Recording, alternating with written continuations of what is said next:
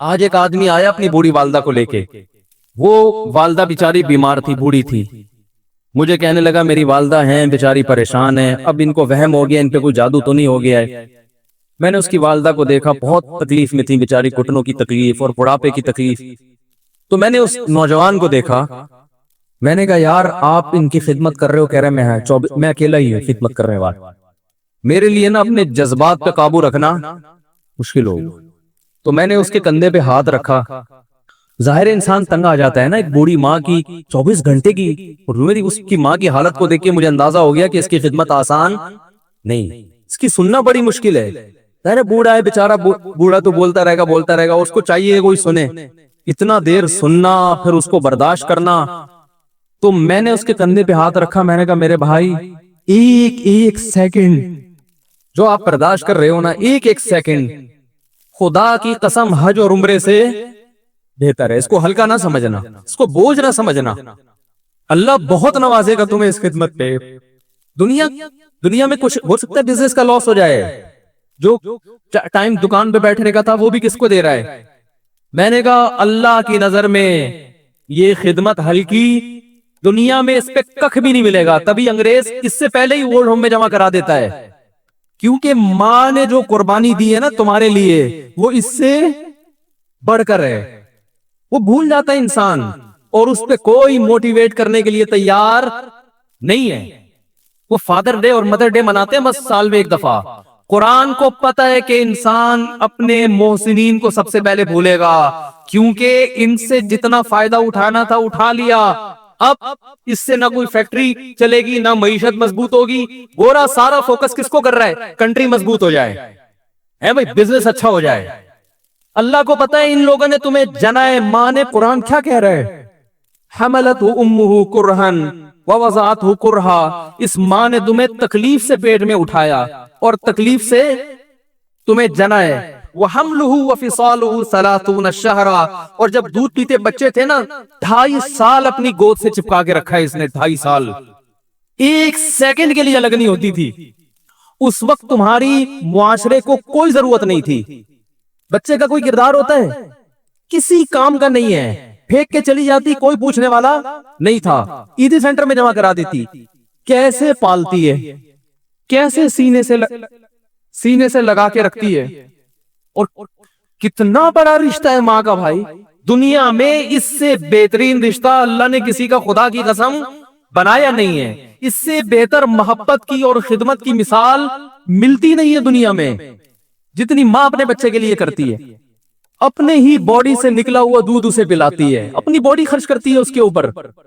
آپ کی باڈی بھی اس کی باڈی سے بن رہی ہے، آپ کو شیلٹر بھی دے رہی ہے، اور پھر ساری زندگی روٹیاں پکا پکا کے کھلاتی رہتی۔ کوئی ملازم رکھ کے دیکھ لو، ایک دن پکائے گا، 2 دن پکائے گا، تنخواہ مانگنے آئے گا، پھر اس سے غرض نہیں ہوتی کہ آپ کھا بھی رہے کہ نہیں کھا رہے۔ نہیں کھاؤ گے تو تکلیف ہوتی ہے اس کو بھائی، انتہا ہوتی ہے خدمت کی۔ 10 سال 20 سال جب تک شادی نہیں ہو جاتی نا، کون کھلاتا ہے؟ ہر وقت فکر، ناشتہ کیا نہیں کیا، کھانا کھایا نہیں کھایا، یہ کھا لے وہ کھا لے، یہ نہیں اچھا لگتا وہ پکا دیتی ہوں۔ او بھائی، کسی کو کرائے پر لے کر آؤ، کسی کو تنخواہ پہ رکھو، خدا کی قسم عذاب میں آ جائے گا، تنگ آ جائے گا تھوڑے دنوں میں وہ۔ اور کمال در کمال یہ کہ انتہائی ایسی خدمت کرنے کے بعد اس خدمت کا معاوضہ بولو بھائی نہیں مانگتی۔ تو جب وہ بوڑھی ہوتی ہے تو انسان وہ سارا پروسیس بولو بھائی بھول جاتا ہے۔ اب اس کو یہ بوجھ لگتا ہے، کھانس رہی ہے، گھٹنوں میں تکلیف ہے۔ میں ایک اکثر واقعہ سناتا ہوں نا، کہ ایک بوڑھے نے اپنے بچے سے پوچھا، ایک بوڑھے باپ نے اپنے بچے سے پوچھا کہ بیٹا یہ دیوار پہ کیا بیٹھا ہوا ہے؟ تو بیٹے نے کہا کوا۔ کیا کہا؟ کوا۔ بوڑھے نے پھر پوچھا، آج کی جو ینگ جنریشن ہے نا، وہ اپنے باپ کی زیادہ سوالات برداشت بولو نا، وہ خدا کی قسم سارا دن موٹیویشن اسپیکر کو سنتی رہے گی نا، پھر بھی اپنے باپ کی بات اس کو برداشت نہیں ہوگی۔ دم ہی نہیں ہے اس میں، معاشرے کی اصلاح ہے ہی نہیں۔ تو اس بوڑھے نے کہا کہ بیٹا یہ کیا ہے، یہ کیا ہے؟ تو بیٹے نے کیا جواب دیا؟ کوا۔ دوبارہ اس نے پوچھا بیٹا یہ کیا ہے؟ بیٹے نے کیا کہا؟ کوا۔ تیسری دفعہ پوچھا تو کوئی بہت ہی شریف خاندان کا بیٹا تھا، تو تیسری دفعہ میں سوال برداشت کر گیا۔ ورنہ آج نوجوان کے پاس بوڑھے باپ اور بوڑھی ماں کو برداشت کرنے کا حوصلہ نہیں، 2-3 سوالات پر ہی آگ بگولا ہو جاتے ہیں۔ وہ مجھ سے کہتے ہیں میرے ابا ایسے میرے پاپا ویسے۔ او بھائی، اگر تیرے ابا اچھے ہوتے تو اچھا تو دوست بھی ہو تو اس کے ساتھ اچھا سلوک کرنا چاہیے نا۔ ابا اما تو خراب ہو پھر اچھا سلوک کرنے کا حکم، اس لیے کہ ان کے احسانات ان کی برائیوں سے بولو زیادہ ہیں۔ جو احسان انہوں نے کر دیا وہ ایسا آپ پر احسان کر دیا ہے کہ اب اس کا بدلہ قیامت تک آپ نہیں چکا سکتے۔ تو وہ باپ نے دوبارہ پوچھا، تیسری دفعہ پوچھا یہ کیا ہے؟ تو بیٹے نے کہا کیا ایک ایک سوال کی پخ لگا کے رکھی، کچھ اور کام کر لو ابا، بار بار ایک ہی سوال ریپیٹ کر رہے۔ تو باپ کو اپنا زمانہ یاد آیا، اس نے کہا بیٹا جب تو چھوٹا تھا نا تو نے 20 مرتبہ مجھ سے پوچھا تھا کہ ابو یہ 20 مرتبہ پوچھا تھا اور میں ایک دفعہ بھی میں نے جھنجلا کے جواب بولو نہیں دیا۔ تو چونکہ بچہ بھول جاتا ہے کہ میری ماں نے میرے لیے کیا کیا، اور خود ماں بھی بھول جاتی ہے، حقیقت تو یہ ہے باپ بھی بھول جاتا ہے کہ میں نے اپنی اولاد کے لیے کیا کیا۔ اللہ چونکہ یاد رکھتا ہے اس لیے اس نے قرآن میں بار بار ماں باپ کو بیان کیا ہے، بہت زیادہ بہت زیادہ۔ وَوَصَّيْنَا الْإِنسَانَ، فرمایا آرڈر نہیں دے رہا، حکم نہیں دے رہا، وصیت کر رہا ہوں۔ جیسے کوئی مرتے ہوئے دنیا سے جاتا ہے نا، ایسے وصیت کر رہا ہوں، حکم نہیں، وصیت حکم سے بڑھ کر چیز ہے کہ ان کو نہیں بھولنا ہے، تم نے ان کو نہیں بھولنا ہے۔ تو یہ کون کون سے اچھے لوگ ہیں بھائی جو خدا کو بھی نہیں یاد رکھا انہوں نے اور اپنے پیرنٹس کو بھی نہیں، تو کسٹمر کو سے اچھے اخلاق سے بات کر کے یہ کون سے اخلاق ہو گئے؟ تو میرے ویسے جذبات بنے نا اس کی ماں کو دیکھ کے، اس جوان آدمی کے میں نے کندھے پہ ہاتھ رکھا، لیکن چونکہ مجھ سے بولا ہی نہیں گیا، ٹھیک ہے نا، مجھ سے تو کیفیت ایسی ہو گئی۔ بس ایک تو بات ہے میں نے اسی کی، میں نے کہا بھائی اس خدمت کو اس کو ہلکا نہ، ابھی نہیں بولا جا رہا تو آپ سوچے جب یہ منظر تھا تو کہاں بولا جا رہا ہوگا۔ تو میرے لیے سب سے مشکل جو ٹاپک ہے نا وہ والدین کے حقوق پہ بات ہے، کیونکہ جذبات بولنے نہیں دیتے، ساتھ دماغ کو اپنا ہٹاتا ہوں میں۔ جو آج کل والدین کے ساتھ ہو رہا ہے، اپنی بیوی کو دیکھا کرو یار، کیسے پالتی ہے بچوں کو، آپ کے دیکھا کرو کیسے صبح صبح ان کے کپڑے استری کر رہی ہوگی، کیسے محبت سے ناشتہ بنا رہی ہوگی، کیسے محبت سے وین میں بٹھا رہی ہوگی۔ عورت کسی کے لیے بھی منافقت رکھ سکتی ہے، کسی سے بھی دشمنی رکھ سکتی ہے، اولاد کے لیے ماں سے بڑا تحفہ بولو اولاد کے ساتھ کبھی بھی برا نہیں سوچتی ہو۔ ایسا اللہ نے اس پر احسان کیا، اور وہ برداشت نہیں ہو رہی۔ کمبخت مرنے کے بعد غسل نہیں دے رہے ہوتے اس کو، باپ مر گیا فوراً عیدی سینٹر غسل کے لیے، ماں مر گئی عیدی سینٹر۔ او بھائی اب تو آخری سفر ہے، بیٹی کو چاہیے ماں کو گود میں بٹھا کے غسل دے، فخر کرے، اس کی باڈی پہ ہاتھ نہیں لگا رہے، مر گئی ہے۔ کیسے یہ ہے اللہ کے ہاں میرے بھائی، تمہاری دولت کی کوئی ویلیو بولو نہیں ہے، تم کتنے بڑے سائنٹسٹ بن جاؤ، پہلے انسان بنو۔ انسان کچھ دنیا سلوٹ کرے گی مرنے کے بعد، خدا نہیں مانے گا۔ بہت سے لوگوں کی قبروں پہ 21 توپوں کی سلامی ہوتی ہے، بڑے بڑے پروٹوکول دیے جاتے ہیں، آخرت میں پتا چلے گا کہ کتنی توپوں کی سلامی کا مستحق تھا، کتنی توپوں کی سلامی کا حقدار تھے، آخرت میں پتا چلے گا۔ سورہ انبیاء اللہ نے شروع کی، اقترب للناس حسابهم وهم فی غفلۃ معرضون۔ اللہ فرماتے ہیں لوگوں کے لیے حساب و کتاب کا دن قریب سے قریب تر آتا چلا جا رہا ہے، لیکن وہ اپنی غفلت میں ہماری آیات سے اعراض کر رہے ہیں۔ جیسے جیسے ہمارے قدم موت کی طرف جا رہے ہیں نا، دنیا ہم سے بچھڑنے والی ہے، اور ہم ایسے بیوقوف اور پاگل ہیں، کیک کاٹ کاٹ کے خوشیاں منا رہے ہیں، ہم کیک کاٹ کاٹ کے کہ ہم 56 سال کے ہو گئے۔ ابے تو اور موت کے قریب ہو گیا، پھانسی کے پھندے پہ لٹکنا تھا، کسی نے یہ مائک اٹھا کے پھینک دو خدا کے لیے۔ کل بھی اتنا خراب تھا ہمارے گلے کا، تو پھر بھی کوئی علاج ہے، اس کا کوئی علاج نہیں ہے۔ تو آپ نے خطیبوں کی میمز دیکھی ہے، ممبر پہ نا مائک اٹھا کے پھینک دیتے ہیں، دیکھا ہے نا؟ آج بھی کسی خطیب کی آئی ہوئی تھی، مائک کو یوں نا صحیح نہیں ہو رہا تھا، تو اب لوگ وہ چلا دیتے ہیں، اس کے بعد پروگرام جاری رہا یا ختم ہو گیا؟ نہیں نہیں، پروگرام کدھر جاری رہا، پروگرام تو اٹھا کے اس نے مائک پھینکا ہے، پروگرام تو بڑھ گئے۔ تو میں بھی سوچ رہا ہوں کسی دن نا یہ مائک اٹھا کے پھینک دوں۔ تو یہ دن میں ٹھیک کیا کرو میرے بھائی، دن میں ٹھیک کر دیا کرو بیٹھ کے نا، اس کو 20 آدمیوں کا تجربہ کیا کرو اس کے اوپر۔ تو اللہ تعالیٰ فرماتے ہیں لوگوں کا حساب و کتاب روز بروز قریب آ رہا ہے، وَهُمْ فِي غَفْلَةٍ معرضون، اور یہ غفلت میں ہماری آیات سے اعراض کر رہے ہیں۔ اللہ میاں تو ہمیں تنبیہ کرتے جا رہے ہیں، لیکن جب ہماری آنکھ بند ہوگی نا اس وقت ہمیں احساس ہوگا کہ ہم نے کتنی غفلت میں دن گزار دیے، کتنی غفلت میں دن گزار دیے۔ تو کچھ ہوش کے ناخن لینا چاہیے بھائی۔ دولت، شہرت، عزت، مکان، اسی کے پیچھے بھاگ کے زندگی ختم نہ کریں۔ اللہ فرماتے ہیں ما یاتیہم من ذکر من ربہم محدث، جب بھی کوئی ان کے پاس اللہ کی طرف سے نصیحت آتی ہے، استمعوہ، سنتے ہیں، وہم یلعبون، سیریس نہیں لیتے، سیریس نہیں لیتے۔ ابھی دیکھو ہم یہاں سے اٹھ کے جائیں گے، دوبارہ اپنے کاموں میں مشغول، دوبارہ مشغول اپنی دنیا داری میں۔ نبی صلی اللہ علیہ وسلم کے بارے میں وہ کیا کہا کرتے تھے؟ اللہ فرماتے ہیں وَأَسَرُّ النَّجْوَى الَّذِينَ ظَلَمُوا، ظالم لوگ کیا کہتے ہیں نبی کے بارے میں؟ جب نبی نصیحتیں کرتے ہیں نا ان پر بڑا اثر ہوتا ہے، تو چپ کے کیا کہتے ہیں؟ هَلْ هَذَا إِلَّا بَشَرٌ مِثْلُكُمْ، لوگوں یہ ہماری طرح کا انسان ہے بھائی، یہ تو تمہاری طرح کے انسان ہے، ان کی باتیں مت ماننا۔ اپنے جیسے انسان کو ہم فالو کیوں کریں؟ پھر کہنے لگے افتأتون السحر، یہ تو جادوگر ہے، جادوگر، تم جادوگر کی بات مانو گے کیا؟ وانتم تبصرون، تم تو دیکھ رہے ہو، یہ تو جادوگر ہیں۔ پھر کہنے لگے اضغاث احلام، ارے بھائی ان کی باتیں پراگندہ خیالات ہیں، کچھ مکس کر کے کچھ باتیں ہیں جو معاذ اللہ اوٹ پٹانگ قسم کے کچھ باتیں ہیں، حالانکہ کتنی کلیئر باتیں ہیں نا قرآن مجید کی، 2 اور 2 4 کی طرح فطرت کو اپیل کرنے والی۔ اسے کہتے ہیں پروپیگنڈا، جو آج بھی یوٹیوب اور فیس بک پر بہت ہو رہا ہے، بہت ہو رہا ہے پروپیگنڈا۔ باتوں کو گھماؤ گھماؤ گھماؤ گھماؤ، لوگ اس گھمانے سے کیا ہوتے ہیں؟ متاثر۔ تو کبھی بھی خوب سمجھ لو، جب بھی کوئی کسی پہ الزام لگائے، کوئی بات کرے، اس کو اینالائز کرنا سیکھو، ٹھنڈے دل سے تجزیہ کرنا سیکھو، کبھی بھی جذبات میں نہ ہو۔ ہمیشہ آپ ہم سب پر لازم ہے نا ہم حق کو تلاش کریں، حق کی تلاش کبھی بھی جذباتی انداز میں نہیں ہوتی۔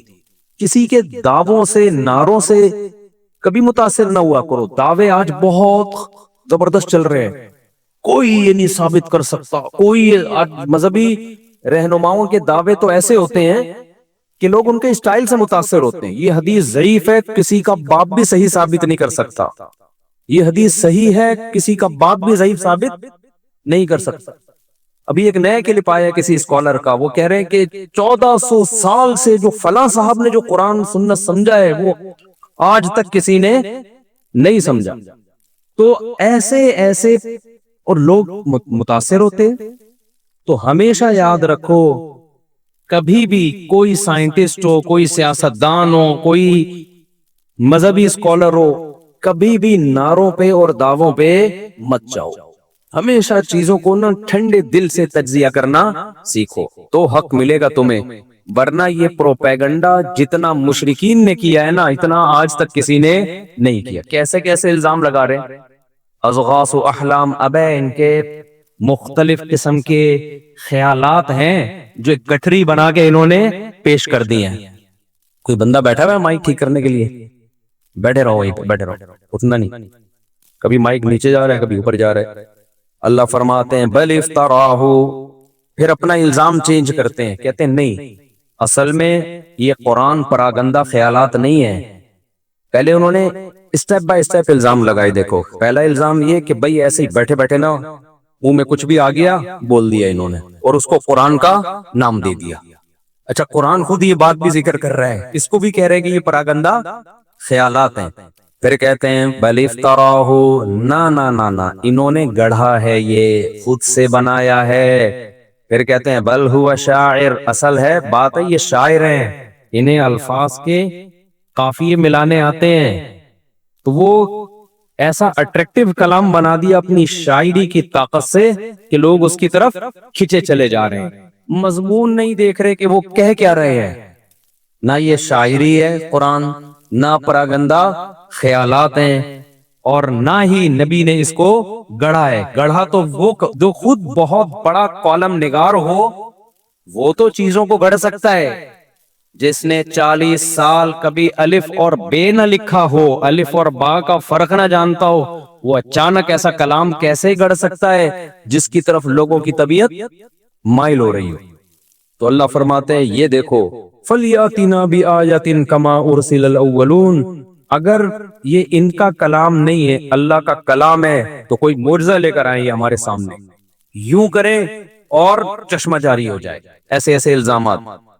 پھر یہ کہتے تھے یہ بشر ہیں، تو اللہ نے اس کا جواب دیا، وَمَا أَرْسَلْنَا قَبْلَكَ إِلَّا رِجَالًا نُوحِي إِلَيْهِمْ، دیکھو ہم نے جتنے پیغمبر بھیجے ہیں سارے مرد ہی بھیجے ہیں، کسی فرشتے کو ہم نے پیغمبر نہیں بنایا۔ فَاسْأَلُوا أَهْلَ الذِّكْرِ إِن كُنتُمْ لَا تَعْلَمُونَ، تم علماء سے پوچھو اگر تمہارے پاس علم نہیں ہے۔ کس سے پوچھو؟ علماء سے، کیونکہ دلیل بعض دفعہ عقل سے، صرف عقل کی بات کو نہیں کہتے، جو ہسٹری سے جو چیز نقل ہوتی ہے اس کو بھی کیا کہتے ہیں؟ دلیل۔ اللہ کہتے ہیں جتنے پیغمبر پہلے آئے ہیں تو تم اہل علم سے پوچھو، جن کے پاس تاریخی کتابوں کا، آسمانی کتابوں کا علم ہے۔ تمہارے پاس علم نہیں ہے تو جن کے پاس علم ہے ان سے پوچھو۔ اس سے پتہ چلتا ہے کہ عامی آدمی پر صاحب علم جو کسی بھی فیلڈ میں ماہر ہو اس کی اتباع لازم ہے۔ اسی اتباع کو تقلید کہا جاتا ہے، تقلید کوئی الگ چیز نہیں ہے۔ بعض لوگ کہتے ہیں یہ اہل علم سے پوچھا تو جائے گا لیکن دلیل کے ساتھ، دلیل کے ساتھ اگر وہ بات کریں تو پھر مانا جائے گا، دلیل کے بغیر بات کریں تو نہیں مانا جائے گا۔ جو صاحب علم، ابھی پھر میں اس ٹاپک میں گھسوں گا تو اس کو یہیں چھوڑ دیتے ہیں کیونکہ بہت دفعہ اس پر میں بیان کر چکا ہوں۔ خلاصہ یہ ہے کہ جو صاحب علم، جس کے علم پر آپ کو اعتماد ہو کہ وہ خود گمراہ نہیں ہے، اس سے اگر دلیل پوچھ کے چلو گے تو پھر یہ دلیل کی اتباع کہلائے گی، صاحب علم کی اتباع نہیں کہلائے گی۔ صاحب علم دلیل کے پیچھے چلے گا اور عامی آدمی اس صاحب علم کے پیچھے چلے گا جس کے بارے میں یقین ہے کہ یہ دلیل کو فالو کرتا ہے۔ ہاں خود ہی دلیل کو فالو نہیں کرتا، اس کی اتباع اندھی تقلید ہے، وہ حرام اور ناجائز ہے۔ اور اللہ میاں نے یہ جو کہا ہے کہ اہل علم سے پوچھو، تو یہ اس لیے تھوڑی کہا کہ پوچھو پھر عمل نہیں کرو۔ پوچھنے کا حکم کیوں دیا گیا ہے کہ جو جواب ملے آگے اس جواب میں اس کو فالو کرنا ہے ہم نے۔ چلو بھائی آگے اللہ تعالیٰ فرماتے ہیں کہ اہل علم سے پوچھو، جتنے پیغمبر پہلے آئے ہیں سارے کیا تھے؟ مرد۔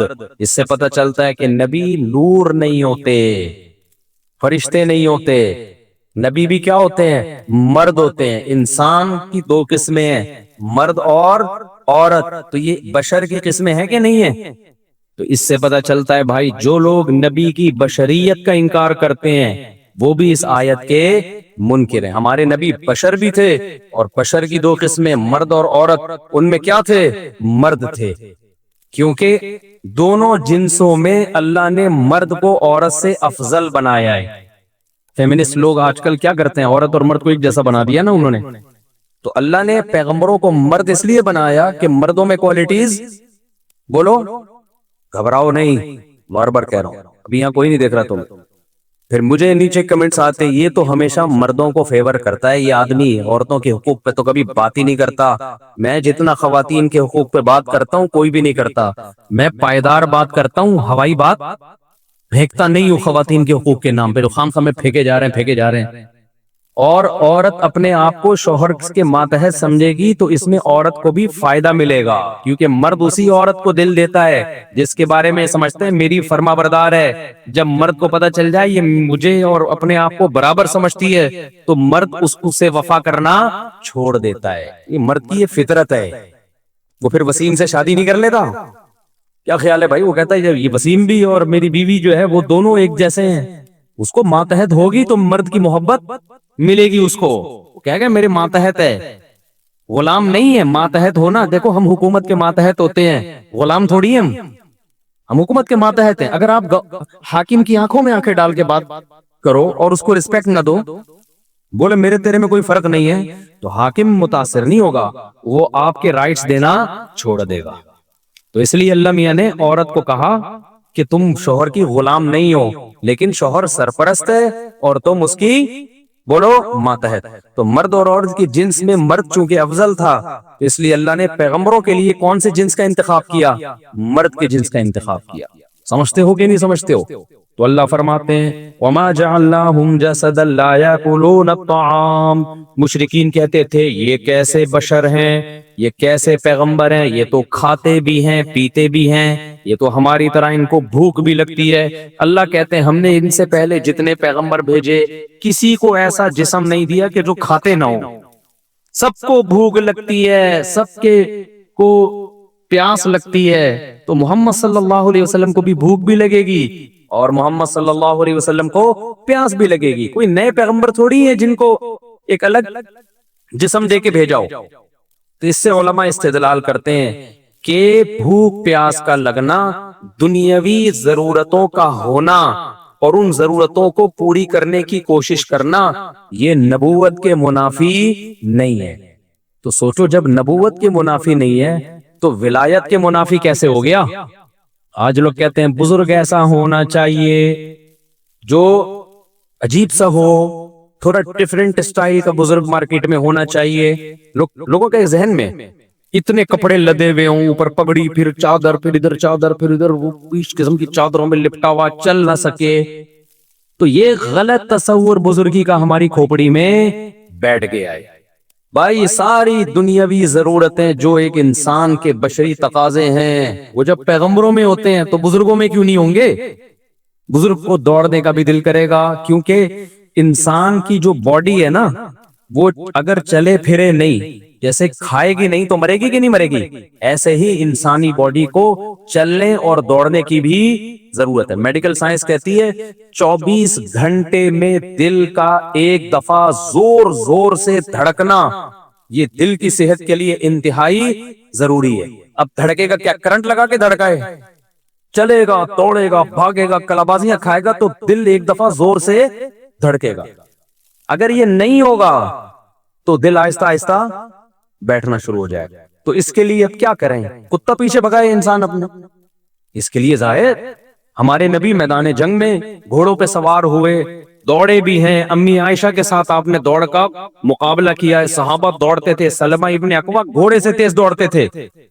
اور آج جو دینداری کا تصور دماغ اور کھوپڑی میں ڈال دیا ہے کہ یہ عالم ہیں، یہ مفتی ہیں، یہ چونکہ بہت بڑے بزرگ ہیں، یہ دوڑ کیوں رہے ہیں؟ تو یہ جہالت ہے، بہت بڑی جہالت ہے۔ اس کو اپنی کھوپڑی سے بولو نکالو۔ جو نہیں دوڑ رہا اس پہ اشکال کرو کہ یہ کیسے بزرگ ہیں، ان کو تو کل ہارٹ اٹیک ہو جائے گا، ان کو تو کولیسٹرول کا ڈبہ بن جائیں گے۔ یہ دوڑنا ضروری نہیں ہے، چل واکنگ تو کرے نا۔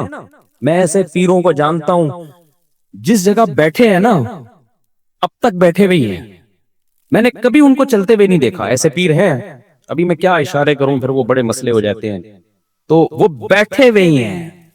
مجھے تو لگ رہا ہے کہ زمین نے نیچے سے کھانا نہ شروع کر دیا ان کو، کبھی نہیں چلتے ہوئے دیکھا ان کو میں نے۔ تو بھائی یہ پروگرام نہیں ہے، یہ اسلام کا بنایا ہوا پروگرام نہیں ہے۔ نبی نے فرمایا کہ اللہ کو طاقتور مومن کمزور مومن سے زیادہ محبوب ہے۔ تو بھاگتا، دوڑتا، چلتا، اچھلتا، کودتا، سارے کام کرے انسان۔ عبادت کے وقت عبادت ہو، کھانے کے وقت کھانا ہو، نیند کے وقت نیند ہو، دوڑنے کے وقت دوڑنا ہو۔ تو مشرکین کے دماغ میں بھی نے یہ وہم بیٹھ گیا تھا کہ محمد صلی اللہ علیہ وسلم تو بازار میں جا کے خریداری کر رہے ہیں، یہ کیسے پیغمبر ہیں؟ اللہ نے کہا جتنے بھی پیغمبر ہم نے بھیجے سارے پیغمبر کھانا بھی کھایا کرتے تھے، وَيَمْشُونَ فِي الْأَسْوَاقِ، اور بازاروں میں خریداری بھی کیا کرتے تھے۔ ہاں بازار بدترین جگہ ہے، بلا ضرورت جانا نہیں چاہیے۔ آگے اللہ تعالیٰ فرماتے ہیں کہ پھر اللہ نے پچھلی امتوں کی ہلاکتوں کا ذکر کیا، پھر اللہ تعالیٰ نے اس کائنات میں جو اللہ کی قدرت کے بے شمار دلائل ہیں ان کا بہت زیادہ تذکرہ کیا۔ اولم یر الذین کفروا ان السماوات والارض کانتا رتقا، کیا یہ کافر دیکھتے نہیں ہیں زمین اور آسمان بند تھے، ففتقناہما، ہم نے ان کو پھاڑ ڈالا، جدا کر دیا۔ ایک جگہ قرآن میں اللہ کہتے ہیں کہ وَالسَّمَاءَ بَنَيْنَاهَا بِأَيْدٍ وَإِنَّا لَمُوسِعُونَ، ہم نے آسمان کو اپنے ہاتھوں سے بنایا، کنایا ہے، وَإِنَّا لَمُوسِعُونَ، اور ہم اسے وسیع کرتے چلے جا رہے ہیں. ان دو آیتوں میں واضح اشارہ ہے کہ یہ کائنات ایک جگہ ٹکی ہوئی نہیں ہے, یہ پھیلتی چلی جا رہی ہے. تو یہ بھی اللہ کی قدرت کی بہت بڑی دلیل ہے. اللہ فرماتے ہیں وَمَا جَعَلْنَا لِبَشَرٍ مِّن قَبْلِكَ الْخُلْدَ. مشرکین کہا کرتے تھے کہ محمد صلی اللہ علیہ وسلم کی بھی ایک دن وفات ہو جائے گی تو ان کا پروگرام سارا ختم ہو جائے گا آپ کی وفات کے ساتھ, تو صبر کر لو تھوڑے دن. تو اللہ نے فرمایا اے نبی, اللہ نے یہ نہیں فرمایا نہیں آپ پر تو موت واقع نہیں ہوگی. آج کل جتنے بھی مارکیٹ میں امام مہدی آ رہے ہیں نا, ایک بھی نہیں مرتا. ایک چند سال پہلے امام مہدی آئے تھے, وہ مرے تو مر گیا بیچارہ, تو اس کے بارے میں کہا مرے نہیں ہیں, غائب ہو گئے ہیں. جتنے بھی مارکیٹ میں امام مہدی آ رہے ہیں وہ مر نہیں رہے ہیں, وہ کہاں غائب ہو رہے ہیں اور قرب قیامت میں دریافت ہوں گے. تو اللہ پیغمبر کے بارے میں فرما رہے ہیں کہ اے نبی یہ آپ کو ڈرا رہے ہیں یا آپ کے بارے میں باتیں کر رہے ہیں کہ آپ دنیا سے چلے جائیں گے تو آپ کا سارا جو سیٹ اپ تھا وہ ختم ہو جائے گا اسلام کا. تو اللہ نے یہ نہیں فرمایا نہیں نہیں آپ دنیا سے نہیں جائیں گے, نا نا نا. اللہ نے فرمایا وَمَا جَعَلْنَا لِبَشَرٍ مِّن قَبْلِكَ الْخُلْدَ. اے نبی ہم نے آپ سے پہلے کوئی ایسا انسان پیدا نہیں کیا جو ہمیشہ زندہ رہے گا, لہذا آپ پر بھی موت واقع ہوگی. أَفَإِن مِتَّ, لیکن اتنی بات ہے اگر آپ پر موت واقع ہوگی تو فَهُمُ الْخَالِدُونَ, تو کیا یہ ہمیشہ رہیں گے؟ یہ آپ کو تو موت کے طعنے دے رہے ہیں اور خود موت سے غافل ہو گئے ہیں. اس لیے کہتے ہیں دوسرے کی موت کی فکر کے بجائے کس کی فکر کیا کرو؟ اپنی موت کی, کہ میں مروں گا تو میرا کیا ہوگا. آگے اللہ فرماتے ہیں کُلُّ نَفْسٍ ذَائِقَةُ الْمَوْتِ, ہر نفس نے موت کا ذائقہ چکھنا ہے, ہر نفس نے موت کا ذائقہ چکھنا ہے. وَنَبْلُوكُمْ بِالشَّرِّ وَالْخَيْرِ فِتْنَةً, لیکن اللہ فرماتے ہیں یہ تو گورا بھی مانتا ہے کہ ہر نفس نے موت کا ذائقہ چکھنا ہے. یہاں تک تو سب ہندو عیسائی سکھ اختلاف, کوئی اختلاف نہیں. اختلاف اس میں وَنَبْلُوكُمْ, اللہ کہتے ہیں جب تک ہم تمہیں زندگی دے رہے ہیں نا ہم تمہیں آزمائیں گے. اس میں اختلاف ہے. موت کا سب کو یقین ہے, موت سے پہلے ہمیں زندگی ملی کیوں ہے؟ گورا کہتا ہے انجوائے کرنے کے لیے ملی ہے, اللہ کہتا ہے آزمائش کے لیے ملی ہے. وَنَبْلُوكُمْ, ہم تمہیں آزمائیں گے, بِالشَّرِّ وَالْخَيْرِ, خوشیاں دے کے بھی اور غم دے کے بھی, اور یہ فتنہ یہ آزمائش کے طور پر ہوں گی. وَإِلَيْنَا تُرْجَعُونَ, لیکن لوٹ کر بالآخر تم نے کہاں آنا ہے؟ ہمارے پاس ہی آنا ہے. مفتی صاحب براہ مہربانی اس سوال کا جواب وضاحت سے دیں کہ قیامت کا میزان کہاں لگے گا, کیسے لگے گا قرآن و سنت کی روشنی میں. دیکھو برزخ کی جو باتیں ہیں نا یا قیامت کی جو باتیں ہیں, چونکہ وہ یہ دنیا نہیں ہوگی تو اس کی پوری کیفیت ہمیں نہ بتائی ہے نہ ہمیں سمجھ میں آ سکتی ہے. اس لیے اس کی پوری کیفیت کو جاننے کی کوشش کرنا ایک فضول حرکت ہے. اب مثال کے طور پر جہنم کے اوپر جو پل ہوگا وہ بال سے زیادہ باریک ہوگا, تلوار سے زیادہ تیز ہوگا. وہ پل کیا ہے؟ وہی صراط مستقیم ہے جس پر آپ دنیا میں چلے ہو. اللہ اسی کو ایک صورت اور شکل دے کے پل پہ قائم کر دیں گے, پل بنا دیں گے. تو کیا اس کی مثال دی جا سکتی ہے دنیا میں؟ ظاہر نہیں دی جا سکتی. تو جتنا ہمیں بتایا گیا ہے ہم اس پر ایمان لاتے ہیں, اور جو نہیں بتایا گیا ہم اس کی تفتیش میں نہیں جاتے. جو ہمارے کام کی چیز تھی وہ اللہ نے ہمیں بتا دی ہے. اس کی مثال ایسے ہے جیسے مشرکین نے پوچھا روح کیا چیز ہے؟ روح جو ہماری باڈی میں روح ہوتی ہے نا جس کی وجہ سے ہم زندہ ہوتے ہیں, تو اللہ نے فرمایا قُلِ الرُّوحُ مِنْ أَمْرِ رَبِّي, اللہ کا ایک حکم ہے. اب یہ پورا ایکسپلین تھوڑی کیا اللہ تعالیٰ نے, اور اب سوال پیدا ہوتا ہے اللہ تو نے ہمیں پورا ایکسپلین تو کیا نہیں کہ روح کیا چیز ہوتی ہے, تو نے تو کہہ دیا میرا حکم ہے بس. آگے اللہ نے اس کا جواب دیا ہے, روح کا جواب پورا نہیں دیا, اس کا جواب دیا کہ میں نے پورا جواب کیوں نہیں دیا. ٹھیک ہے نا, اس اشکال کا اللہ نے جواب دیا وَمَا أُوتِيتُم مِّنَ الْعِلْمِ إِلَّا قَلِيلًا, اللہ کہتے ہیں ہم نے تمہیں علم بہت تھوڑا دیا ہے. علم ہے تمہارے پاس لیکن اتنا نہیں ہے جتنا تم سمجھ رہے ہو. تو جتنی تمہاری کیپیسٹی ہے دماغ کی, اس کیپیسٹی کے حساب سے اتنا جواب کافی ہے کہ روح اللہ کا ایک حکم ہے. جب وہ باڈی میں ہوتا ہے تو ہم زندہ ہوتے ہیں, باڈی سے نکلتا ہے تو ہم مر جاتے ہیں. اور عجیب بات ہے میڈیکل سائنس نے اتنی ترقی کر لی, اب تک وہ بھی روح کو یعنی زندگی اور حیات کو ایکسپلین نہیں کر سکی ہے. پتہ ہے آپ کو یہ بات؟ मेडिकल साइंस का इल्म जो हमारे पास है, डॉक्टरों के पास है, वो भी बहुत थोड़ा है, इतना थोड़ा है। ये जो जीन्स का इल्म है ना, जीन जिसमें डॉक्टर घुसे हुए अंदर, एक जेनेटिक साइंस के डॉक्टर ने मुझे बताया ऑस्ट्रेलिया में कि इसमें 2% का तो हमें पता चला है, वो भी 100% नहीं, 98% का तो कख भी पता नहीं है। नहीं आई मेरा ख्याल है बात। जो हम जब आदमी के सेल को तोड़ते चले जाते हैं ना, तो हमारी जो बुनियादी इकाई है बॉडी की, वो सेल कहलाती है ना, जिस ईंटों से हमारी बॉडी बनती है। उस सेल में एक न्यूक्लियस होता है, मरकजा होता है, जैसे अंडे में ना, अंडा भी सबसे बड़ा सेल है, एक साइटोप्लाज्म है, उसके अंदर जर्दी है जो न्यूक्लियस है। तो ऐसे ही हमारी बॉडी को भी आप तोड़ते चले जाएंगे तो एक इकाई आएगी, एक यूनिट आएगी जिसको सेल कहा जाता है। फिर उसको भी आप तोड़ेंगे तो न्यूक्लियस, न्यूक्लियस के अंदर बहुत ज्यादा फंटर ना बने। तो अभी तक जिंदगी ही को एक्सप्लेन नहीं किया जा सका ये जिंदगी क्या चीज होती है। मैं आंखों से देख रहा हूं, महसूस कर रहा हूं, कानों से सुन रहा हूं, रोबोट भी देखता है, महसूस नहीं करता है वो। तो महसूस करने का नाम क्या है? हयात। ये हयात खोपड़ी से ऊपर की चीज है भाई। ये इसी को अल्लाह ने कहा मेरा हुक्म है, वइदा सवैतुहु व नफख्तु फीही मिन रूही। अल्लाह ने आदम का पुतला बनाया। अल्लाह कहते हैं मैंने कहा मैंने अपनी रूह फूंक दी, जिंदा हो गए। यार मुझे एक बात बताओ, जब इंसान मरता है तो पूरी बॉडी तो वैसे ही होती है, सब कुछ वही पार्ट्स वार्ट्स बने में, तो हिल क्यों नहीं रही है? आप कह सकते चूंकि दिल नहीं हरकत कर रहा तो दिल हरकत करा दो उसका। माँ के पेट में कैसे दिल हरकत करना शुरू करता है भाई फर्स्ट टाइम? किसी की समझ में नहीं आता। ये डॉक्टर कहते हैं क्या, मैंने डॉक्टरों से पूछा है, हवाई बातें नहीं कर रहा, कि जब पहली दफा माँ के पेट में बच्चे का दिल धड़कता है तो क्यों धड़कता है, पहली दफा किसने धड़काया? मेडिकल साइंस इस बात को बयान करने से अब तक आजिज है। समझते हो? देखो अब क्यों धड़क रहा है, अब तो डॉक्टर बता सकते हैं। हमारे दिमाग से करंट जाता है, इलेक्ट्रिसिटी से काम हो रहा है। ये अल्लाह का शुक्र है, ये करंट के इलेक्ट्रिक वालों के हाथ में नहीं है, वरना इतना धड़कता नहीं जितना बिल आता। और गैस पे चल रहे होते अभी हम सब। अब गैस भी गई तो सिलेंडर लगाए हुए होते दिल धड़काने के लिए हम लोगों ने।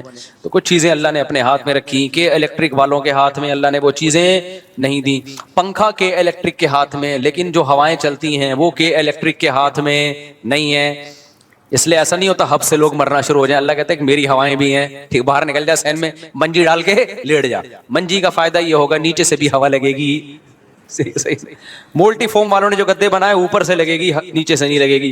तो मोल्टी फोम के गद्दे पे जब आप लेटेंगे तो के इलेक्ट्रिक वालों के मोहताज होंगे। वो पंखा चलाएंगे तो हवा लगेगी, अदरवाइज नहीं। लेकिन अगर आप मंजी पे लेटें, चारपाइयों पे लेटें, तो भाई उसमें से ऑटोमेटिकली जब हवा चलेगी तो चारों तरफ से आपको हवा लगेगी। इसलिए अपने आप को बहुत ज्यादा इन चीजों का मोहताज ना बनाओ, कुदरती माहौल में रहने की आदत डालो। समझते हो कि नहीं समझते हो? मैं सऊदी अरब में 2 महीने रहा, एयर कंडीशन ही में रहते हैं, मेरा दिमाग खराब हो गया वहां पे, मेरा दिमाग फटने लगा। मैं आया घर में 2 महीने बाद, जब मैं आया ना, मैंने पंखा चला के लेटा यार, खिड़कियां खोल दी कमरों की। खुदा की कसम, जो नेचुरल में मजा है ना वो आर्टिफिशियल में नहीं है। पता नहीं लोग 24 घंटे एसी में बढ़ते क्यों नहीं है। अजीब जहनी कोफ्त होना शुरू हो जाती है, आदी हो गए हैं। हमने अपने आप को आदी किया ही नहीं एयर कंडीशन का। तो मैं क्या करता हूं, मैं तो आता हूं, मैं आया, मैंने घर के चारों खिड़कियां मिड़कियां खोली, आराम से घर ऐसा बनाया कोई खिड़कियां खोल के बेपर्दगी ना हो।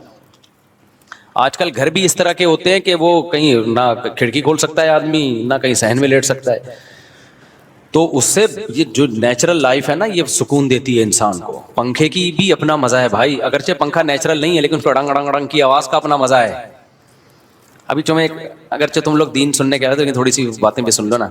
मैं जब जापान गया ना अभी, तो मुझे जो कमरा दिया इरशाद भाई ने, वो उसमें सर्दियां थी तो पंखा तो चला नहीं सकते थे। अब हीटर चलाते तो मुझे हीटर से तकलीफ होती है। ये जो हीटर होता है ना, एयर कंडीशन में जो हीटर भी चलता है ना, ये अजाब है। ये गैस का हीटर भी एक अजाब है। लकड़ियों की आग भी हमने तापी है, उसमें वो टेंशन नहीं होती जो गैस के हीटर में होती है। पता है आपको, लकड़ियों की आग जला दो ना कमरे में, उससे जो हीट मिलती है उससे आदमी स्ट्रेस डिप्रेशन में नहीं जाता। ये जो गैस का हीटर है ना, ये अजीब सी चीज है ये। तो मैंने कहा भाई हीटर नहीं चलाओ, ना एसी वाला हीटर चलाओ और ना गैस वाला। अब सर्दी बहुत है तो डबल रजाई ले लेंगे हम, कोई बात नहीं। اب جب ڈبل رضائی لے رہے ہیں تو اب پنکھے بھی نہیں چل رہے, ہیٹر بھی نہیں چل رہا, کچھ بھی نہیں, تو آواز, اب کوئی ذرا سا ٹھک ہو آواز آتی ہے. ساتھ میں ان کے بچے تو بات چیت کریں گے, شور شرابہ کریں گے, نیند ہی نہیں آ رہی. تو میں نے کیا کیا, میں نے کہا مجھے تو پنکھا چلانا ہے. پنکھا تھا ہی نہیں, سوری, جاپان میں سرد علاقوں میں تھوڑی پنکھے. تو میں نے کیا کیا, میں نے کہا یار یوٹیوب ہر بیماری کا علاج ہے, مجھے چاہیے پنکھے کی کڑنگ کڑنگ آواز. ہم تو عادی ہیں اس کے کڑنگ کڑنگ آواز سے, گڑنگ گڑنگ. پنکھا جتنا بیکار ہوگا نا اتنا اچھی لوری سناتا ہے. پنکھا جتنا خراب ہوگا نا, کڑنگ گڑنگ گڑنگ گڑنگ, ایک فریکوینسی کے ساتھ وہ گڑنگ گڑنگ کرتا ہے, اس کا اپنا مزہ ہے یار. بچپن یاد آتا ہے, بچپن یاد آتا ہے. پہلے بڑے آڑے ترچے پنکھے ہوا کرتے تھے نا, گڑنگ گڑنگ گڑنگ گھوم رہے ہوتے تھے, لگتا تھا یہ ہم پہ گر جائے گا. اور ایک دفعہ میں نے پنکھا گرتا ہوا بھی دیکھا ہے. پنکھا ایسے کھڑا ہوا تھا, گڑنگ گڑنگ گڑنگ گھومنے کا بھی گرے گا, وہ گر گیا تھوڑی دیر میں. خیر بچ گئے ہم. تو میں نے کیا کیا, یوٹیوب پہ لکھا فین وائس فار سلیپنگ, تو یوٹیوب پہ آ گئی پنکھے کی آواز. میں نے لگایا زور سے, گہری. اب شور شرابہ ہو رہا, مجھے تھوڑی دیر یہ تصور ہوتا ہے کہ یہ یوٹیوب پہ اوریجنل نہیں ہے, لیکن 5 سے 10 منٹ کے بعد نا آپ کو لگے گا واقعی پنکھا چل رہا ہے. تو اب وہ شور بھی کر رہے ہیں, باتیں بھی کر رہے ہیں, میری صحت, میں سمجھ رہا ہوں پنکھا چل رہا ہے. یہ یوٹیوب پہ ڈالا اس لیے, اور نیچے لوگوں کے کمنٹس کے, جب سے ہم نے یہ پنکھا چلایا نا, یوٹیوب گوروں کے کمنٹس تھے کہ مزے کی نیند آ رہی. اچھا اس میں پھر ایسی ویڈیوز میں بارش ہو رہی ہے, بعض دفعہ بارش میں بھی بڑا سکون ملتا ہے. بارش ہو رہی ہو نا, تھڑا بجلی کڑک رہی ہے, بڑی گہری نیند آتی ہے. یہ نیچرل ہے, ایک نیچرل ماحول پیدا ہو جاتا ہے. تو میں تو نیچر سے لو کرنے والا آدمی ہوں, مجھے نیچر سے محبت ہے, تبھی تو شادیاں کی ہوئی ہیں, مرغیاں پالی ہوئی ہیں. یہ سب نیچر ہے. تم لوگ کو لینڈ کروزر اور یہ نیچر نہیں ہے, ریوو, یہ ضرورت ہے. نیچر یہ ہے کہ بکری کا دودھ, مرغیاں, بیگم, بچے, پنکھے, گڑنگ گڑنگ. گڑنگ بھی نیچر نہیں ہے, لیکن پرانا زمانہ تو یاد آتا ہے نا, صحیح ہے نا. ایئر کنڈیشن نیچر نہیں ہے, کمبل نیچر نہیں ہے, رضائی صدیوں سے انسان. میں کمبل میں نہیں سوتا کبھی, آپ دیکھ لیں, میں جہاں بھی جاتا ہوں بولتا ہوں بھائی رضائی چاہیے ہمیں. رضائی کا ایک ویٹ ہوتا ہے, سردیوں میں جب رضائی لحاف اوپر لیتے ہو اس کا اپنا مزہ ہے, کمبل میں وہ مزہ نہیں ہے. دوسرا کمبل میں گڑبڑ کیا ہوتی ہے, وہ کرنٹ مارتا ہے, بالوں سے چپک رہا ہے, بال چپک رہے ہیں, اب ایک ٹینشن ہے. پھر اس کے اندر گرد و غبار اٹکتی ہے, آپ کو پتہ نہیں ہوتا, اس کی صفائی آسان نہیں ہوتی کمبل کی, تو کمبل ہو جاتا ہے آپ کو. تو اس لیے میں نے اپنے لیے گھر میں رضائی رکھی ہوئی ہے. زیادہ سردی ہوگی ڈبل رضائی. کہیں بھی جاتا ہوں مہمانوں سے بولتا ہوں, میزبان سے بولتا ہوں مجھے رضائی لگے تو کمبل نہیں. تو رضائی میں ویٹ نا, شدید سردی میں رضائی کا جو وزن ہوتا ہے نا آپ کے اوپر آتا ہے, بڑا مزہ ہے اس میں بھائی. تو وہ کیا کیا ہم نے, یوٹیوب پہ پنکھا لگا لیا, کڑنگ کڑنگ آواز آ رہی ہے, بڑے مزے سے میں پنکھا لگا کے سو گیا. اب جب وہ صبح مجھے اٹھانے کے لیے آئے تو کہہ رہے ہیں یہ موبائل میں کیا شور ہو رہا ہے مفتی صاحب, کیا کہ پوری رات آپ موبائل دیکھتے رہے ہو, سوئے نہیں. میں نے کہا نہیں, میں پنکھا چلا کے سویا ہوں, میں پنکھا چلا کے سویا ہوں. پھر کیا ہوا کہ اب وہ بچے شور کر رہے ہیں, میں کہتا ہوں کرتے رہو شور, مجھے پرواہ نہیں ہے, میں پنکھا چلا رہا ہوں بہت تیز. جب زیادہ شور ہوتا تھا تو پنکھے کی آواز کیا کر دیتا تھا, بڑھا دیتا. یہ بڑی مزے کی چیز ہے, یوٹیوب پہ سرچ کریں, بڑا مزہ آتا ہے اس سے. خیر میرے بھائی, اور آسان اس سے اچھا طریقہ کسی کا بیان لگا لو. بعض دفعہ میں بیان لگا لیتا ہوں, اپنا نہیں لگاتا, کیونکہ اپنا لگاؤ نا تو پھر وہ اور نیند غائب ہو جاتی ہے, اس میں ہنسی کی باتیں آتی ہیں, تو میں کبھی خود اپنے ہی لطیفے پہ ہنسنا شروع کر دیتا ہوں. تو میں پھر کسی بڑے بزرگ کا بیان لگا دیتا ہوں. اس کا فائدہ یہ ہوتا ہے, نالج میں بھی اضافہ ہوتا ہے, موٹیویشن بھی ملتی ہے, اور بعض دفعہ نیند بھی آ جاتی ہے, بیان سنتے سنتے سو جاتا ہے آدمی. یہ جب کرتا ہوں جب دماغ چل رہا ہو. آج کل سیاسی حالات نے نا دماغ کا دہی بنا دیا ہے, کسی کو بھی ٹائم پہ نیند آ جائے اس کا مطلب وہ پاگل ہے. ادھر سے فوج کے خلاف بیان, ادھر سے پی ٹی آئی کے خلاف بیان, ادھر سے جے یو آئی کے خلاف بیان, ادھر سے مسلم لیگ کے خلاف بیان, ادھر سے مسلم لیگ کا زرداری کے خلاف بیان. ویڈیوز بھی دیکھ رہے ہیں, صحافیوں کو بھی سن رہے ہیں, ادھر کی سنو ادھر, اتنا دماغ کی دہی ہو جاتا ہے. پھر میں بند کر دیتا ہوں, دفع کرو یار, ایسی کی تیسی, ہم اگلے کی ٹینشن اپنے اوپر کیوں لیں. تو اس کے لیے پھر رات کو پنکھا چلانا بولو ضروری. تو پھر پنکھا چلا کے سوئے. جب بھی ایسے ٹینشن ہونا, بیان لگا دو یا پنکھا چلاؤ. تو خیر کہاں سے کہاں بات چلی گئی. تو میں جو سوال پوچھا تھا کہ بہت ساری چیزیں ہماری مینٹل لیول سے اوپر کی ہیں, تو ہمیں آخرت کی جو باتیں بتائی گئی ہیں, ترازو بھی لگے گا, اس ترازو کی کیفیت کیا ہوگی, ایسے کوئی فرشتہ یوں کر کے بٹے لے کے بیٹھا ہوا ہوگا ترازو کے, یا کوئی ڈیجیٹل ترازو ہوگا, کیا ہوگا یہ ہمیں اب بتایا تو گیا، ترازو کے ایک پلڑے میں گناہ رکھے جائیں گے، ایک پلڑے میں نیکیاں رکھی جائیں گی. بس ہماری فہم کے مطابق بات کی گئی ہے. دیکھو ترازو تو یہ بھی ہے جو آج کل تھرمامیٹر بھی تو ایک ترازو ہے نا، جو ٹیمپریچر کو ناپتا ہے. اب 1400 سال پہلے کسی کو بتایا جائے کہ ایک ترازو ایجاد ہوگا 1400 سال کے بعد جو بخار کو ناپے گا کہ کتنا ہے، تو کسی کے سمجھ میں آتی ہے یہ بات کہ بخار کیا ایک پلڑے میں لا کے رکھیں گے؟ نہیں بھائی، ایک جو پارا ہے نا، پارا وہ زبان کے نیچے رکھا جائے گا، وہ بتا دے گا. تو اعمال کیسے تولے جائیں گے اس کی حقیقت اللہ جانتا ہے. تو اللہ نے ہمیں جو جتنا بتا دیا ہم اس پر ایمان رکھتے ہیں. پوری کیفیات نہ ہمیں معلوم ہے، نہ ہمیں ان چیزوں میں پڑھنے کی ضرورت. جو چیز ہماری پریکٹیکل لائف سے جس کا تعلق تھا اتنا اللہ نے ہمیں بتا دیا، اور آگے ہم جانے کی کوشش کریں گے تو اللہ نے کہا وما اوتیتم من العلم الا قلیلا، تمہیں اللہ نے نالج بہت کم دی ہے. نالج کا مطلب کیپیسٹی تمہاری نالج کی بہت کم ہے، اس سے آگے بڑھنے کی کوشش مت کرو. یہی اللہ کے بارے میں بھی، اللہ عرش پر ہے، علم اور قدرت کے لحاظ سے ہر جگہ ہے. کیسے ہے بھائی ہمیں نہیں پتا، اس پہ ہم جا نہیں سکتے آگے. اچھا بھائی مفتی صاحب، طلاق کے بعد عدت کے دوران عورت کو نکاح کا پیغام بھیجنا جائز ہے یا نہیں؟ حرام ہے بالکل. نیز طلاق کے بعد عورت کی کتنے مہینے عدت ہوتی ہے؟ 3 مینسز. عورت کو 3 مینسز آ کے ختم ہو جائیں گے نا تو اس کی عدت پوری ہو جاتی ہے. اور اگر کوئی ایسی عورت ہے جس کو مینسز آنا بند ہو گئے ہیں، عمر زیادہ ہو گئی ہے، تو پھر 3 مہینے. اور اگر وہ پریگننسی میں تھی، پریگننٹ تھی، تو بچے کی ولادت. یہاں میں ایک اور مسئلہ بیان کرتا چلوں. آج کل ایتھیس لوگوں نے ایک بڑا مسئلہ اٹھایا ہوا ہے کہ اسلام نابالغ بچی کی شادی کی بھی اجازت دیتا ہے، اور اس کو بڑا تماشا بنا کے پیش کر رہے ہیں. ہمارے کچھ اسکالرز ان کا جواب دے رہے ہیں، مگر وہ جواب غلط جواب دے رہے ہیں. اگرچہ ان کی نیت اچھی ہے ان اسکالرز کی، اسلام کا دفاع کر رہے ہیں، لیکن وہ دفاع میں اسلام کے حکم کو بھی چینج کر رہے ہیں وہ. اور ایک مشہور جہلم کے صاحب ہیں، وہ بیچاروں کو قرآن کا پتہ وتا ہے نہیں، انہوں نے ترجمہ ہی غلط کر دیا قرآن کی آیت کا. تو سورہ طلاق میں اللہ تعالیٰ نے 28ویں پارے میں نابالغ بچی کی شادی کا باقاعدہ ذکر کیا ہے. واللائی یئسن من المحیض من نسائکم ان ارتبتم فعدتہن 3 اشہر واللائی لم یحضن. اللہ فرماتے ہیں جو عورتیں جن کو حیض آنا بند ہو گیا ہو، ان ارتبتم، اگر تم شک میں ہو. وہ جہلم والی سرکار نے ارتبتم ہی کو غلط مطلب کر دیا اس کا. اگر تم شک میں ہو کہ ان کی عدت کیسے پوری ہوگی تو اللہ کہتے ہیں 3 مہینے ہیں. واللائی لم یحضن. اسی طرح جن عورتوں کو ابھی تک حیض آیا ہی نہیں ہے ان کی عدت بھی کتنی ہے؟ 3 مہینے. تو جن کو حیض آنا شروع ہی نہیں ہوتا وہ نابالغ ہی ہوتی ہیں اور کچھ اور نہیں ہوتی. تو یہ کوئی فقہ حنفی کا نہیں ہے، یہ چاروں اماموں کی یہی رائے ہے اس بارے میں. چاروں اماموں کا اتفاق ہے کہ نابالغ بچی کی اگر شادی ہوئی تو ہو جائے گی. سمجھ میں آ رہی ہے بات کہ نہیں آ رہی؟ تو آپ ملحدین کو جواب دینے کا وہ طریقہ اختیار نہ کریں جس سے اسلام ہی کی لمٹ کراس کر دیں آپ. اس کی بالکل ایسے مثال ہے، یعنی جن لوگوں نے ملحدین کو جواب دے رہے ہیں نا، کہہ رہے ہیں نہیں یہ اس سے نابالغ بچی مراد نہیں ہے، اس سے تو وہ بالغ ہے جس کو ابھی حیض آنا شروع ہی نہیں ہوا ہو. ایسا نہیں ہے، اس سے وہ بچی مراد ہے جس کو ابھی حیض آنا شروع نہیں ہوا. باقی سے اعتراض کا جواب کیا وہ میں بھی دیتا ہوں، بہت آسان جواب ہے اس کا، اتنے زیادہ راکٹ سائنس نہیں ہے اس کے جواب میں. وہ جواب میں بھی دیتا ہوں آپ کو. یہ بالکل ایسا ہی ہے جیسے جب غیر مسلموں نے اسلام پہ اعتراض کیا نا، 4 بیویاں اسلام میں اجازت ہے، تو بعض اسکالر نے، غامدی صاحب نے کیا کیا، ایکچولی کر کے اس 4 بیویوں کا ہی بیڑا غرق کر دیا. ایکچولی وہ تو اس وقت اجازت دی گئی تھی جب مرد بہت جنگوں میں تھوڑے رہ جاتے تھے، عورتیں بہت ہوتی تھی خاص اسپیسیفک صورتوں میں، ادروائز یہ کوئی قابل تعریف نہیں ہے. حالانکہ یہ جواب غلط ہے.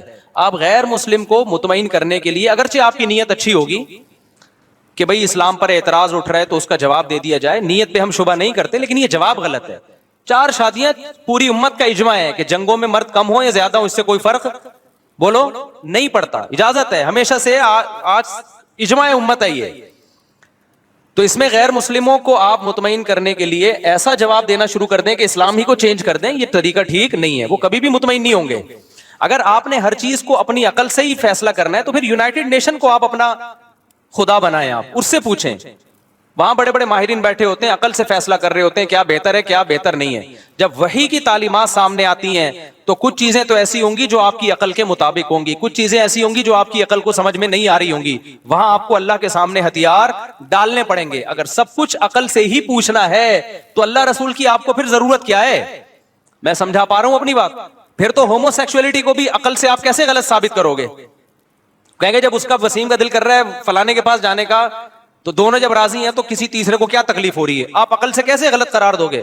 اور ہو سکتا ہے 100 سال کے بعد جا کے نا جب یہ ہومو سیکسولیٹی سوسائٹی میں بہت عام ہو جائے گی تو یہی اسلام جس نے ہومو سیکسولیٹی کو حرام قرار دیا ہے، یہی حرام قرار دینا ہی دنیا کی نظر میں اسلام کے لیے ایک عیب بن جائے گا کہ دیکھو ایک چیز اتنے لوگ کر رہے ہیں، خوش ہیں، ان کی ڈپریشن دور ہو رہی ہے، اسٹریس دور ہو رہی ہے، اسلام بلا وجہ ان کو کیوں روک رہا ہے؟ اس میں کیا خرابی ہے؟ تو آپ کیسے ثابت کرو گے کیا خرابی ہے؟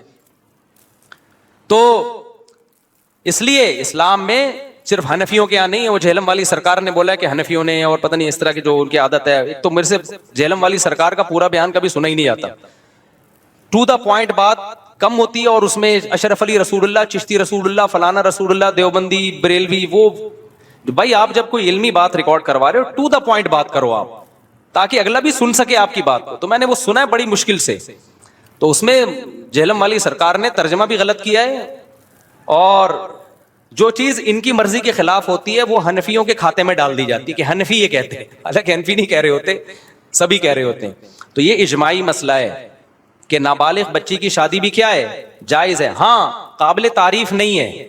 اب میں اس کی ایک الزامی جواب دیتا ہوں۔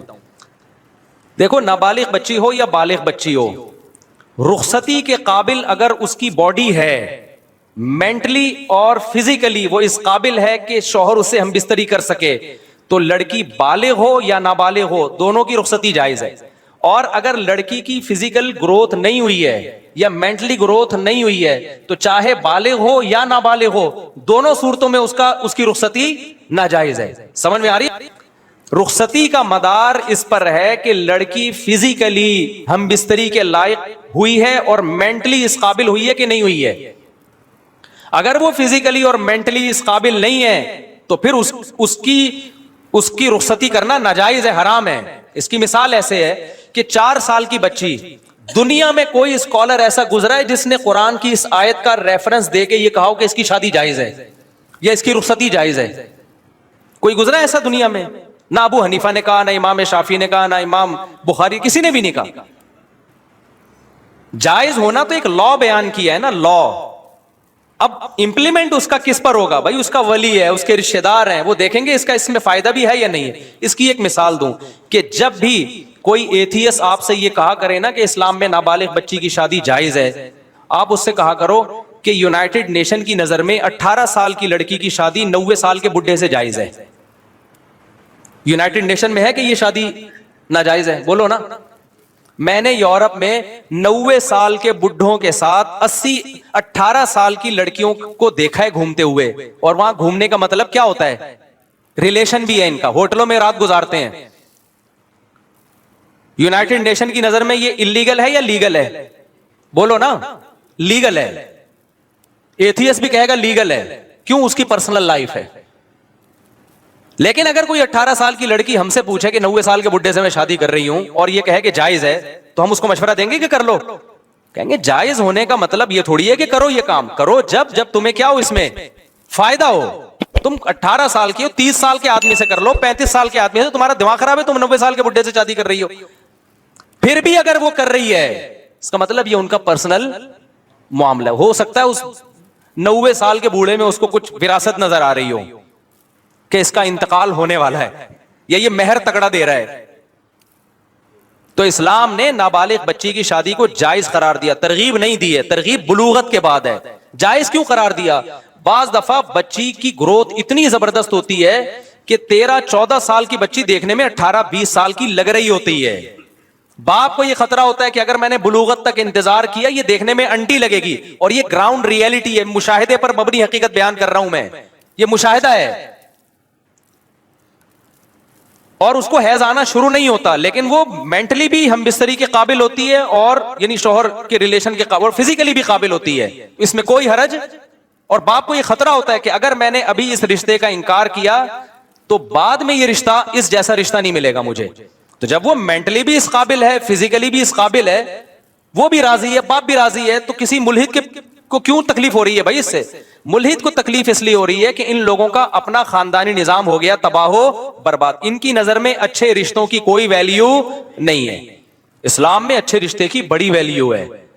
اور تمام علماء جو نابالغ بچی کے نکاح کی بات کرتے ہیں نا, اور اس نابالغ سے وہ نابالغ جو مینٹلی اور فزیکلی ہیلدی ہو چکی ہو, سمجھتے ہو کہ نہیں؟ یہی وجہ ہے کہ امی عائشہ کا نکاح 6 سال میں ہوا, رخصتی 6 سال میں نہیں ہوئی ہے, رخصتی 9 سال میں, کیونکہ بالغ ہو چکی تھی, مینٹلی بھی اور فزیکلی بھی بالغ ہو چکی تھی, وہ ہو چکی تھی, اس لیے 9 سال میں. اور اگر حضرت ابو بکر دیکھتے کہ یہ 9 سال میں ان کی گروتھ نہیں ہوئی ہے تو وہ نہ کرتے رخصتی, کیونکہ مدار اس پر نہیں ہے کہ بالغ ہو چکی ہے کہ نہیں ہو چکی ہے, مدار اس پر ہے کہ اس کی جو جسمانی اور مینٹلی جو ہیلتھ ہے, اس ذہنی اور جسمانی نشوونما اس میں وہ میچور ہو چکی ہے کہ نہیں ہو چکی ہے. کتنی لڑکیاں 18 سال کی عمر میں بھی ہم کہتے ہیں ان کی شادی نہ کرو. اب کوئی ماں باپ یہ کہیں کہ اللہ تعالیٰ نے تو اجازت دی ہے جلد شادی کی, ہم کہتے ہیں جی ہے, اوور آل اجازت ہے, لیکن آپ کی بچی مینٹلی جو ہے نا وہ سسرال کو ابھی نہیں سنبھال سکتی. تبھی تو میں کہتا ہوں بچی بالغ ہوتے ہی شادی کرو, بشرطے کہ آگے آپ کو سسرال ایسا مل رہا ہو جو اس کو بچوں کی طرح رکھے, اس کے پر وہ ذمہ داریاں نہ ڈالے جو ایک بڑی میچور عورت کی ذمہ داریاں ہوتی ہیں. میں نے جب بیان کیا تھا نا بچی کی بالغ ہوتے ہی شادی کر دو, تو ایک صاحب نے کہا بالغ ہوتے ہی شادی کر دیں گے, سسرال تو بڑے ظالم بھی نکلتے ہیں اور اس کے جوڑ کا رشتہ بھی نہ ملے تو ہم کیسے کر دیں. میں نے کہا بھائی جوڑ کا رشتہ نہ ملے نا تو 40 سال میں بھی نہیں کرو. یہ جو ہم کہتے ہیں کہ بچی کے بالغ ہوتے ہی شادی کر دو, یہ جب ہے جب جوڑ کا رشتہ ملے. تو اب میں بات کو سمیٹ رہا ہوں, اسلام میں نابالغ بچی کی شادی جائز ہے, قابل تعریف بولو نہیں ہے. جائز کیوں ہے؟ بعض دفعہ ضرورت ہوتی ہے, ضرورت یہ ہوتی ہے کہ آپ کو یہ خطرہ ہوتا ہے کہ اگر یہ اتنا بہترین رشتہ ہے خاندان کا یا خاندان سے باہر کا کہ ہم نے انکار کر دیا نا تو یہ رشتہ ہاتھ سے نکل جائے گا. جیسے حضرت ابو بکر رضی اللہ تعالی عنہ اگر سید الانبیاء کا رشتے کا انکار کر دیتے اپنی بیٹی کے لیے, عین ممکن ہے بعد میں وہ نکاح نہ ہوتا, تو ابو بکر کو اپنی بیٹی کے لیے محمد صلی اللہ علیہ وسلم جیسا ملتا پھر بعد میں, کیونکہ رشتے میں پلٹتا رہتا ہے ذہن انسان کا. آج آپ کہیں کرنا چاہ رہے ہو, لڑکی والے کہتے ہیں 1 سال کے بعد آنا, اس کے دوران آپ کا موڈ ہی چینج ہو چکا ہوتا ہے. تو اچھا رشتہ تو ایسی چیز ہے فوراً پکڑ لے انسان اس کو. اور اسلام نے لڑکی کے بارے میں حکم دیا ہے کہ غیر کفو میں نکاح نہ کیا جائے. غیر کفو کا کیا مطلب؟ لڑکا لڑکی کے پیرالل ہو یا اس سے بہتر ہو. تو یہ ہمیشہ میسر نہیں ہوتا. اب ملحد لوگوں کا تو کوئی خاندانی نظام ہی نہیں ہے, ان کے یہاں باپ ہو تو بھی ٹھیک ہے, باپ نہ ہو تو بھی ٹھیک ہے, فیملی سسٹم ہی تباہ ہو گیا. تو اسلام کی نظر میں فیملی سسٹم کی بہت ویلیو ہے. تو آپ اسلام پہ اعتراض اسلام کے سسٹم کو سامنے رکھ کے کریں, اپنے سسٹم کو سامنے رکھ کے کریں گے تو سمجھ میں نہیں آئے گا آپ کے. تو اسلام کے سسٹم کو سامنے رکھ کے کرو گے تو پھر 4 شادیاں بھی سمجھ میں آئیں گی. پھر یہ بھی سمجھ میں آئے گا کہ اسلام نے نابالغ بچی کے نکاح کی اجازت کیوں دی ہے, اور رخصتی کی اجازت اس وقت دی ہے جب فزیکلی وہ اس قابل ہو کہ رخصتی کے قابل ہو, ادروائز اس کی اجازت نہیں ہے. اور پھر یہ بھی ہے کہ اگر کسی قوم میں, یہاں بھی فقہا نے لکھا ہے کہ اگر یہ پتا چل جائے نا کہ باپ نے نابالغ بچی کا نکاح کیا ہے, اس میں بچی کا فائدہ نہیں دیکھا, بچی کا فائدہ نہیں دیکھا, تو وہ نکاح ہی کا لدم ہے. کیونکہ یہ بچی کے فائدے کے لیے اسلام نے اجازت دی ہے نا بھائی, بچی کے فائدے کے لیے اجازت دی ہے کہ بھائی اگر دیر کر دی تو ایسا نہ ہو اچھا رشتہ ہاتھ سے نکل جائے.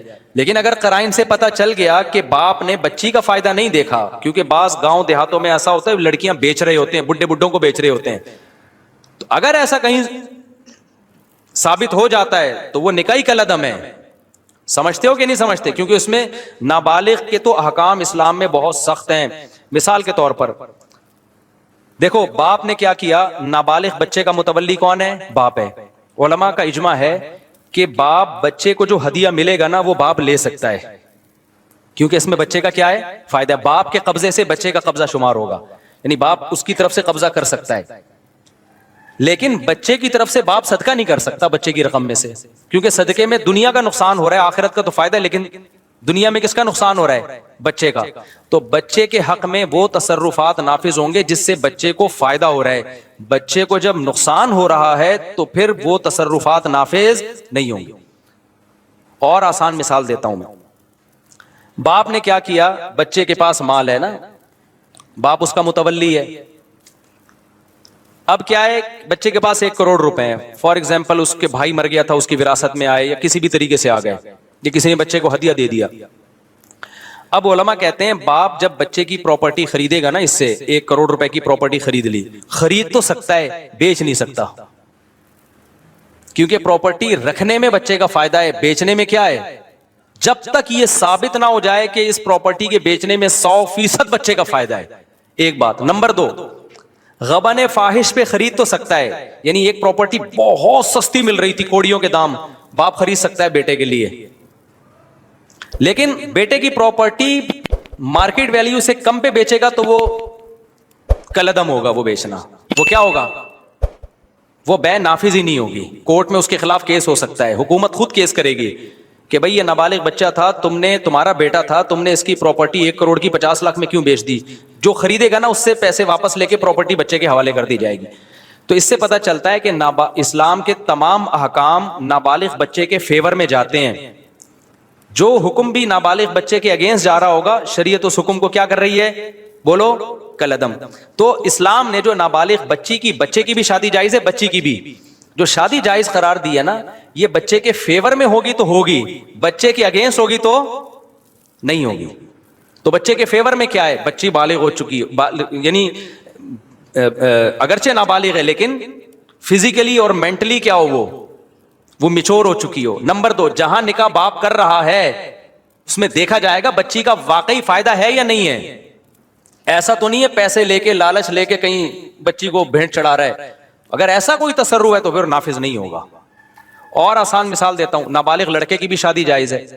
اب نابالغ لڑکے کے تمام امور کس کے ہاتھ میں ہوتے ہیں؟ باپ کے ہاتھ میں. اب کمال کی بات دیکھو, نابالغ بچے کی طرف سے باپ نکاح کو قبول کرے گا لیکن طلاق باپ نہیں دے سکتا. نابالغ بچہ تو ویسے ہی نہیں دے سکتا کیونکہ اس میں اس کا نقصان ہے نا طلاق دینے میں. تو بچہ, وہ تصرفات بچے کے اوپر نافذ ہوتے ہیں جس میں بچے کا فائدہ ہے. جن میں بچے کا نقصان ہے نا, وہ بچہ بھی نہیں کر سکتا. نابالغ بچہ صدقہ نہیں کر سکتا. پتہ ہے آپ کو, اگر نابالغ بچہ آئے 10, 11, 12 سال کا, مجھے اپنی گھڑی گفٹ دے دے اور دل کی خوشی سے دے, 2 آدمی اس پر گواہ بھی ہوں, تب بھی شریعت میں وہ گفٹ میرے لیے حلال نہیں ہے. کیوں؟ اس تصرف میں بچے کا نقصان ہے. تو جس تصرف میں بچے کا نقصان ہوتا ہے بچہ وہ خود بھی نہیں کر سکتا, کیونکہ شریعت کہتی ہے ابھی یہ میچور نہیں ہے, ہو سکتا ہے بے وقوف بن کے کر رہا ہو یہ کام. سمجھ میں آ رہی ہے بات کہ نہیں آ رہی؟ تو اسی وجہ سے نابالغ بچے کا نکاح ہو گیا, اگر وہ طلاق دے گا تو طلاق بھی نافذ نہیں ہوگی کیونکہ اس میں بچے کا کیا ہے؟ نقصان ہے. تو نابالغ بچے کو شریعت نے اپنے اوپر نقصان کا کنٹرول نہیں دیا, تو اس کے ماں باپ کو کہاں سے کنٹرول دے دیا؟ تو اس کی طلاق نافذ نہیں ہوگی.